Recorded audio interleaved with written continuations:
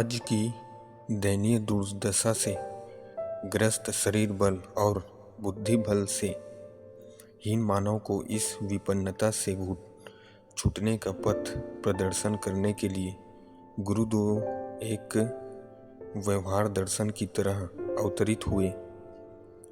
वाणी और लेखनी से संभवतः वह कार्य संभव न हो पाता जो उन्होंने अपना उदाहरण प्रस्तुत करके दिखाया।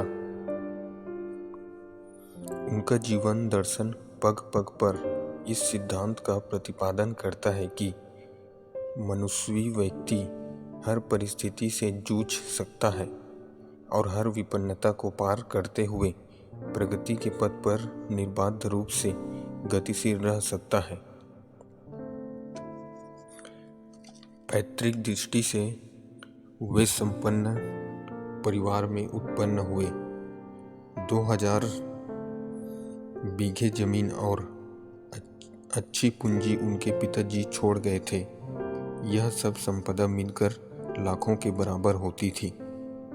किले जैसा उनके पूर्वजों का मकान अभी भी जन्मभूमि में बना हुआ है, पर हम सबको लोक मंगल के लिए दान करके उन्होंने स्वेच्छापूर्वक निर्धनता वरण की। 5-6 व्यक्तियों के परिवार के लिए 200 रुपये मासिक खर्च की व्यवस्था बनाई और निभाई। इस वय में लगभग आधा तो आगंतुक अतिथियों में ही खर्च हो जाता था। परिवार खर्च के लिए जो राशि बचती थी उसमें बिना दूध घी का सस्ते अन्न वाला भोजन तथा हाथ से धोकर सीकर काम चलाने जितना वस्त्रों का जुगाड़ ही जम सकता था। इस सादगी को वे स्वेच्छापूर्वक अपनाए रहे। संपन्नता को जानबूझकर दुत्कार दिया। यह सब इसलिए करना पड़ा ताकि लोगों को यह दिखाया जा सके कि निर्धनता किसी की प्रगति में बाधक नहीं हो सकती, और यदि मनोबल ऊंचा रहे तो इतने स्वल्प साधनों से भी शारीरिक स्वास्थ्य और बौद्धिक उत्कृष्ट का क्रम निर्बाध रूप से स्थिर रह सकता है।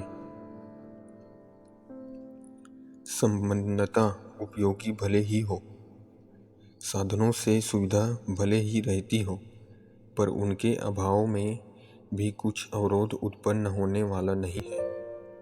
शर्त एक ही है कि आत्मबल अभिवर्धन की तैयारी कर ली गई है तो व्यक्ति का मनोबल ऊंचा रहे।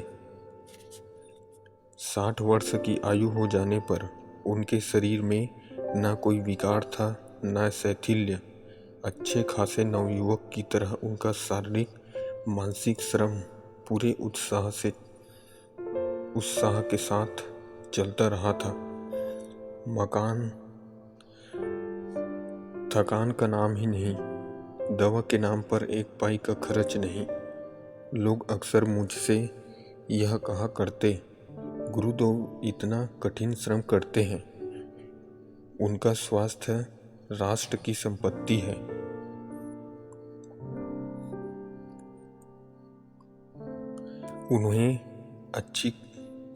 उन्हें कुछ अच्छी खुराक मिलनी चाहिए, अन्यथा वे इतना काम कैसे कर सकेंगे।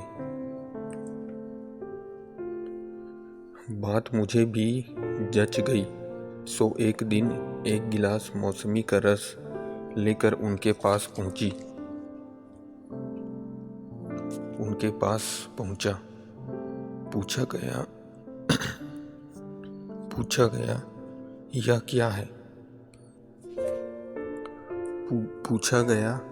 यह क्या है। मैंने लोगों के तर्क दोहराते हुए मौसमी का रस उनकी ओर बढ़ाया। वे उसे बिना छुए ही गंभीर हो गए। थोड़ी देर में देखा उनका गला रुध गया और आंसुओं की धारा बहने लगी। मैं डर गया, सोचने लगा कोई बड़ी गलती हो गई। सकुचाते हुए कारण पूछा तो उनने इतना ही कहा, जिस निर्धन देश में हम रहते हैं और जिसके करोड़ों निवासियों को एक जून भोजन नहीं मिलता, उनके साथ जब हमारी ममता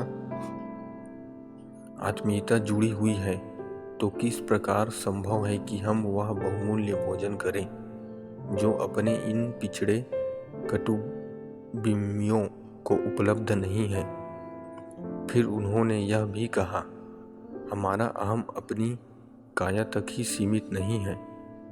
हम सब अखंड ज्योति और गायत्री तपोभूमि के कार्यकर्ता यह सब मिलकर भी 100 से ऊपर हो जाते हैं। उनमें कई अस्वस्थ भी हैं, कई बालक भी हैं जिन्हें हमारी अपेक्षा अधिक पौष्टिक आहार की आवश्यकता है। यदि उन्हें वह उपलब्ध नहीं कराया जा सकता तो हमारे लिए बहुमूल्य आहार कैसे ग्राह्य हो सकता है। हमें पौष्टिक आहार मिले यह उचित है, पर यह औचित्य तभी है जब उतना उपभोग हम सब कर सकें। एकाकी खाना तो चोर का काम है। मैं चोर बनकर मौसमी का रस पीऊं तो शरीर को कुछ लाभ मिल सकेगा या नहीं। मेरी आत्मा अवश्य दुर्बल हो जाएगी और वह हानि शरीर के दुर्बल, रुग्ण अथवा मृत हो जाने से भी अधिक गंभीर होगी। उनके कितने ही मित्र शिष्य हम लोगों की स्वेच्छा वरण की हुई गरीबों को जानते थे, सो अक्सर फलों तथा वस्त्रों के उपहार लाते भेजते रहते थे। भेजने वालों के सम्मान के लिए उन्हें रख जरूर लिया, पर उपभोग उसमें से एक कण कभी नहीं किया गया। फल कार्यकर्ताओं तथा बच्चों में बांट गए तथा कपड़े नवनिर्माण में संलग्न साथियों में काम आए। अपने लिए निर्धनों जैसी गरीबी ही सुरक्षित। 200 रुपयों में 500 व्यक्तियों का परिवार तथा अतिथियों का खर्च किस तरह चल सकता है।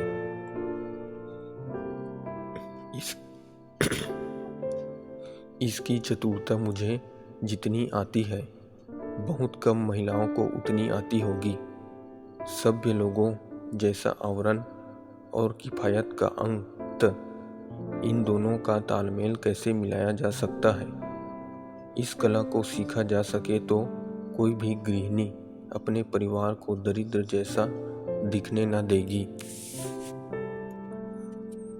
एक दिन देवलोक से विशेष विज्ञप्ति निकाली गई।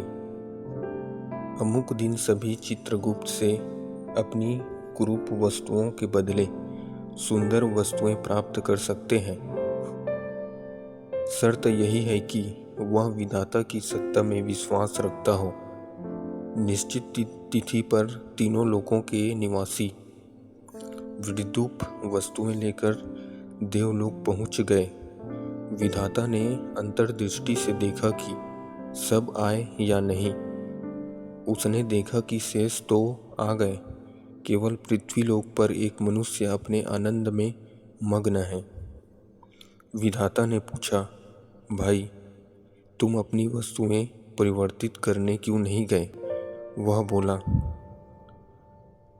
भगवान की बनाई इस सृष्टि के कण कण में वही तो व्याप्त है, फिर असुंदरता कैसे हो सकती है? मुझे तो इस सृष्टि का कण कण सुंदर दिखाई देता है।